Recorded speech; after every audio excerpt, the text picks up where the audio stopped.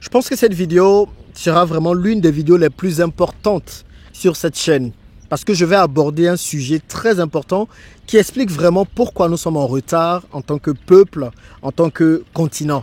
Donc je vous invite vraiment à la regarder jusqu'au bout parce que c'est important qu'on se penche sur cette question. Trop de personnes ont échoué, trop de personnes ont perdu de l'argent, trop de personnes n'ont pas pu réaliser leurs rêves à cause de cette question, à cause de ce fléau qui mine l'Afrique.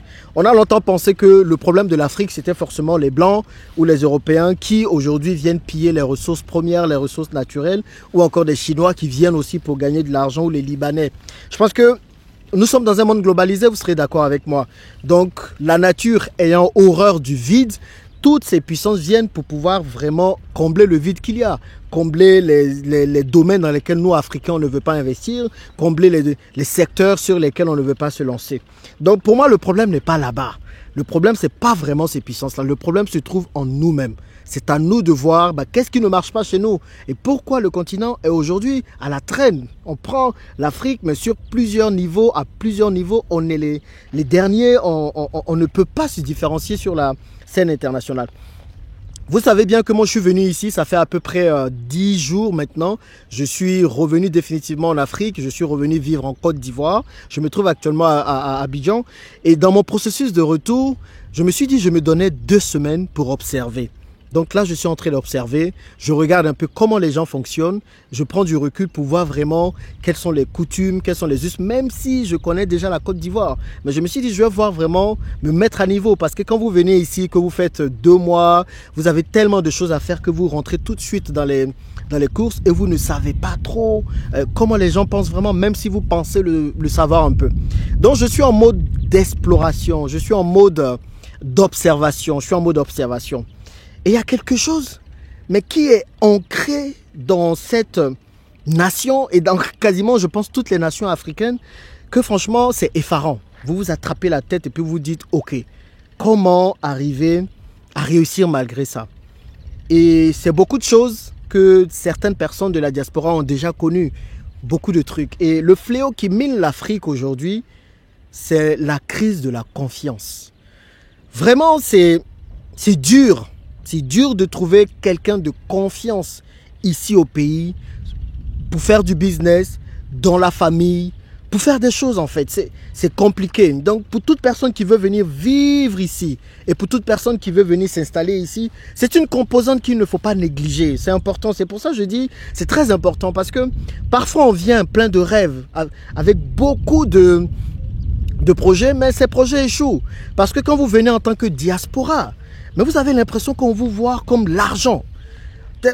C'est pas pareil que venir en vacances, je vous assure. Quand vous venez en tant que diaspora, vous voyez dans les jeux vidéo, quand les jeux vidéo avec pistolet et les armes et tout, donc il y a une cible et puis tout le monde a des armes et il faut tuer la cible. Vous avez l'impression d'être la cible. Et tout le monde autour de vous veut vous arnaquer.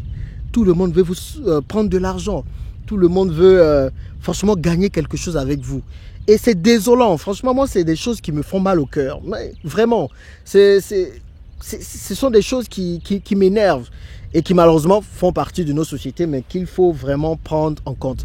Donc, le problème, c'est quoi? Et ça, c'est vraiment aux personnes qui sont ici que je m'adresse. Quel est le problème?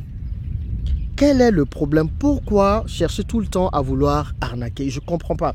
Je vais vous raconter 2 histoires. Mais en fait, en 10 jours, j'ai l'impression d'avoir vécu déjà des histoires que des personnes vivent en 1 mois, 2 mois, 3 mois. C'est fou, quoi. Je vous ai déjà parlé de l'histoire du drone. Je vais vous donner la mise à jour après. D'ailleurs, je pense que si le jeune là regarde cette vidéo, qu'il revienne vers moi pour qu'on règle tout ça au plus vite, sinon je le dénonce à la police, ça c'est sûr. Il n'y a plus de tolérance zéro. C'est fini ça. À partir de maintenant, c'est l'intransigeance. Je vais vous raconter une histoire qui montre que vraiment l'arnaque est ancrée dans toutes les couches de la société.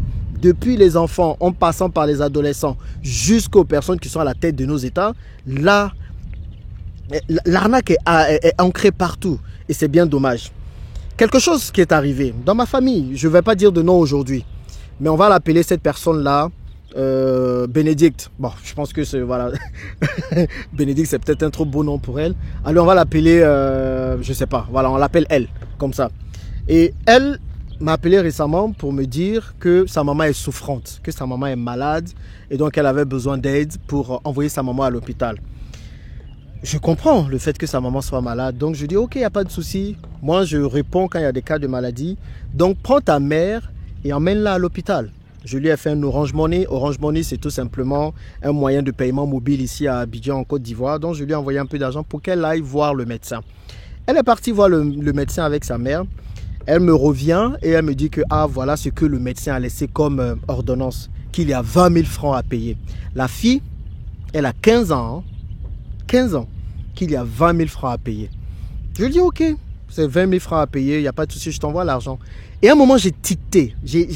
Vraiment, je me suis dit, je ne fais confiance à personne. Vraiment, il faut demander des preuves de tout. Donc du coup, je dis à la fille, envoie-moi l'ordonnance, que je vois un peu les médicaments que le médecin a prescrits à ta mère. Et là, elle commence à balbutier, elle commence à bégayer.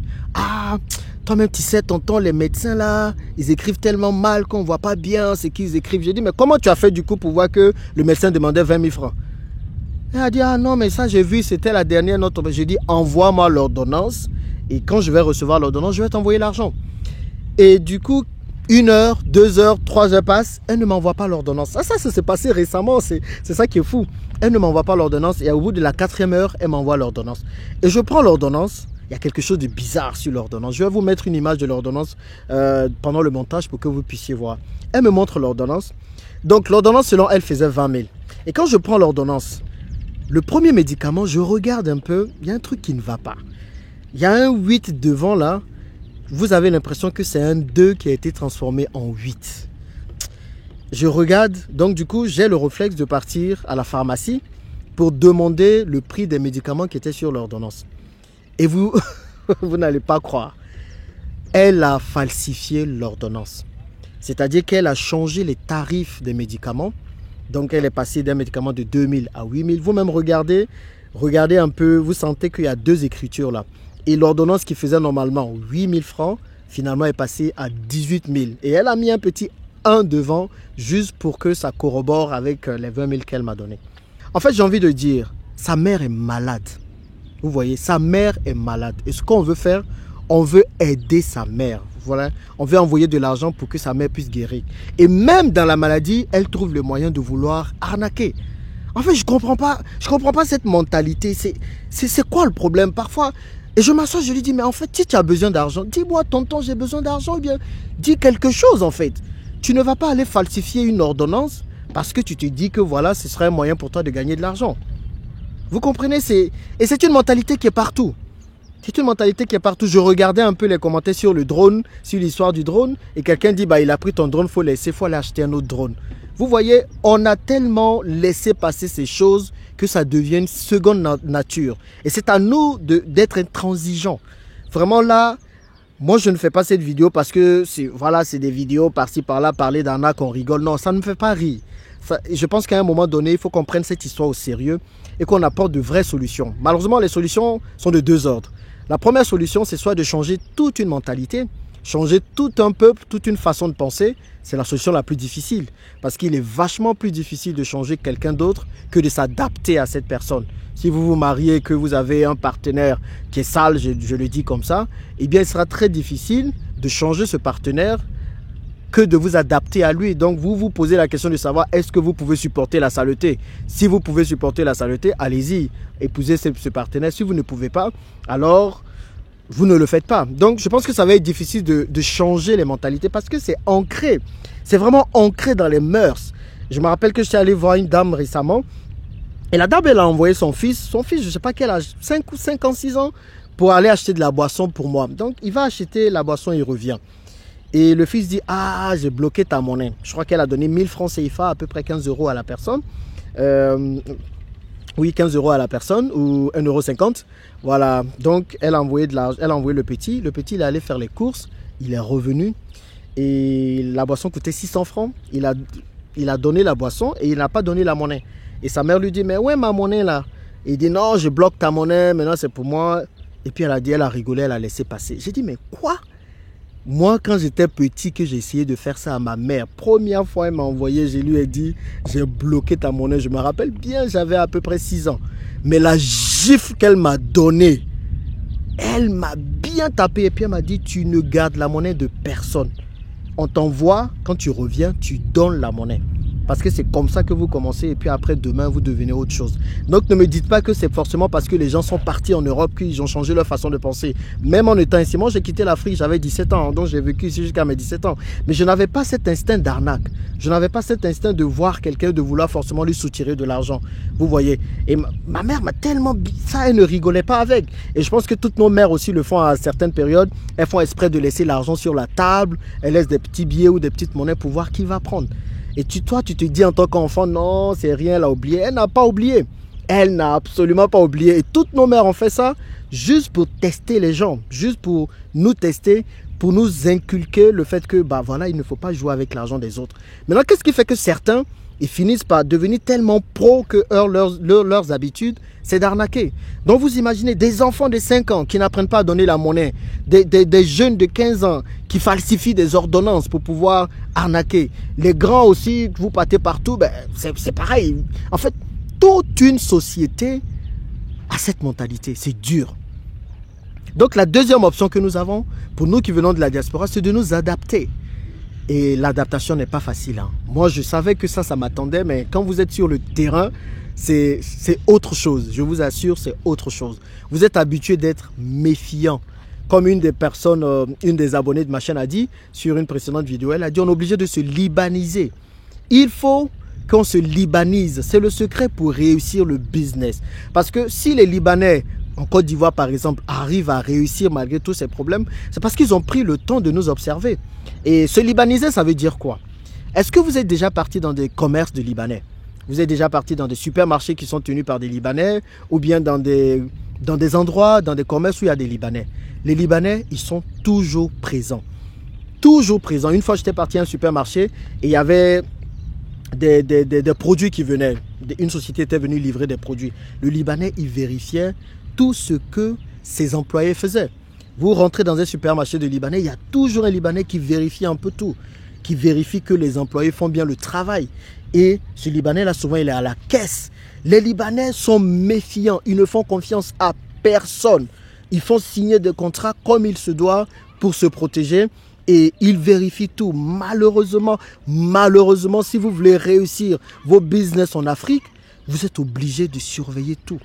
Moi, là, maintenant, je surveille tout. Vous allez me dire, mais ce sont des petites sommes. Elle t'a juste demandé 20 000 francs, qui fait à peu près 30 euros. C'est là que je dis, c'est dans les petites choses-là, que si les gens n'arrivent pas à être sérieux, dans les grandes choses, les gens ne seront jamais sérieux. C'est parce qu'on a commencé avec 1000 francs CFA, après on a fait avec 20 000 francs, que demain, les gens, quand il va s'agir de millions d'euros, ils vont détourner. Donc, ne nous étonnons pas qu'aujourd'hui, à la tête de nos États, ce soit des personnes qui détournent l'argent. Ne nous étonnons pas. Donc c'est un vrai fléau. C'est un réel fléau qui malheureusement nous empêche. Parce qu'on ne fait plus confiance à la famille. On ne fait plus confiance aux amis. On ne fait plus confiance à personne. Et la diaspora a tellement souffert de ça que c'est difficile de travailler avec des personnes à qui on n'a pas confiance. En qui on n'a pas confiance. Et je suis convaincu que la diaspora veut rentrer. Je reste convaincu que la diaspora veut venir investir en Afrique. Mais comment venir investir ou rentrer dans un pays où vous avez l'impression que tout le monde cherche à vous soutirer de l'argent? Là où j'habite, il y a une dame par exemple qui vend des poissons. Donc moi parfois j'aime sortir pour voir un peu ces poissons. Pour lui demander. Je suis sorti, j'ai acheté un poisson une fois. Elle m'a dit que le poisson braisé faisait 5 000 francs. Moi j'ai acheté le poisson braisé à 5 000 francs. Pour moi ça va, c'est correct, c'est le prix. Une autre fois j'envoie la fille de maison pour aller acheter le poisson. Elle me dit qu'elle a acheté le poisson, le même poisson à 2 000 francs. Pourquoi augmenter le prix? Juste parce que j'ai l'impression, j'ai la tête de quelqu'un qui vient ailleurs, qui vient d'ailleurs. Et c'est ça le vrai problème. Pour moi, c'est ça le vrai fléau. Et c'est difficile de faire du business dans ce sens-là. C'est difficile de faire ce business avec ce challenge. Mais on va y arriver. On va y arriver. On est obligé de faire tout pour réussir. Et on va le faire. Mais je dis ça pour que vous sachiez un peu où vous mettez les pieds. Et que le plus dur, ce n'est pas forcément l'idée de business. Le plus dur, ce n'est même pas le financement. Le plus dur, quand vous allez investir en Afrique, ce sont les personnes. Vraiment, ce sont les personnes. Ce sont les gens avec qui vous allez travailler. les gens avec qui vous allez faire vos choses, les gens qui vont travailler pour vous. Il y a un bœuf là. je suis un peu quoi, il y a un bœuf là qui nous regarde et les gens ont peur, ils sont en train de fuir. Mais en réalité, c'est une vraie problématique pour notre communauté. Donc voilà, quelles sont les solutions qu'on peut avoir? Moi, ma solution, elle est simple. Ma solution, c'est l'adaptation. Il faut s'adapter. On ne fait confiance à personne. On se méfie de tout le monde. Mais la méfiance est le mot-clé. Il faut se méfier. Et c'est le conseil que je vous donne. Si vous voulez venir investir en Afrique, vous voulez venir vivre ici, il faut absolument vous méfier. Et aujourd'hui, par exemple, je passe 80% de mon temps à gérer ces choses, alors que je devrais être en train de gérer autre chose. 80% de mon temps. Parce qu'on ne peut plus faire confiance à qui que ce soit. Donc, voilà ce que je voulais partager, qui, selon moi, est un vrai fléau, qui empêche la communauté de grandir. Et certains ont pris ce comportement-là pour aller même dans la diaspora. Parce que là, je ne vous dis pas aussi les autres problèmes que j'ai avec les collaborateurs qui sont là-bas. Mais vous savez quoi? On veut travailler avec des Africains. On veut mettre les Africains en avant. Moi, le premier, je suis pour la promotion de l'Afrique, pour parler en bien de l'Afrique. Mais quand il y a ce genre de choses-là, il faut aussi avoir le courage d'en parler pour que les lignes bougent, pour que les gens changent. Parce que si on ne change pas ça, on peut accuser les Blancs, on peut accuser les Européens, on peut accuser les Chinois, on peut accuser tout le monde. Mais aujourd'hui, toutes ces personnes-là viennent et ont des marchés, ont des contrats, parce que des gens, des Noirs, des Africains, leur ont donné l'autorisation de nous piller. Les gens ne sont plus venus avec des armes à feu sur notre tête pour dire « donne-moi ce contrat ». Non, on met juste l'argent, les gens ils voient juste l'argent et puis ils donnent ces contrats au détriment des autres Africains. Et c'est une mentalité qu'il faut changer. La mentalité de l'arnaque, il faut la bannir. Moi, ça m'horripile, ça me fatigue. Il faut la bannir. Sinon, on ne va pas aller loin. Quelles sont les pistes de solutions que vous voyez? Qu'est-ce que vous en pensez? Allez, dites-le moi dans les commentaires. Vraiment, partageons pour que nous puissions changer, pour que nous puissions avancer. On a tous dans le cœur le rêve de voir l'Afrique se développer et vraiment aller de l'avant. Mais si nous ne changeons pas ces comportements-là, j'ai bien peur que le développement prenne beaucoup plus de temps afin d'arriver et d'être réel. Donc, partagez la vidéo et dites-moi en commentaire quelles sont les pistes de solutions que vous voyez. Moi, je signe des contrats maintenant à tout va. Tout est documenté et je ne fais confiance à personne. Dites-moi vous, quelle est la solution que vous utilisez pour parer aux arnaques ou pour faire face aux arnaques. Merci et on se retrouve dans la prochaine vidéo. À plus.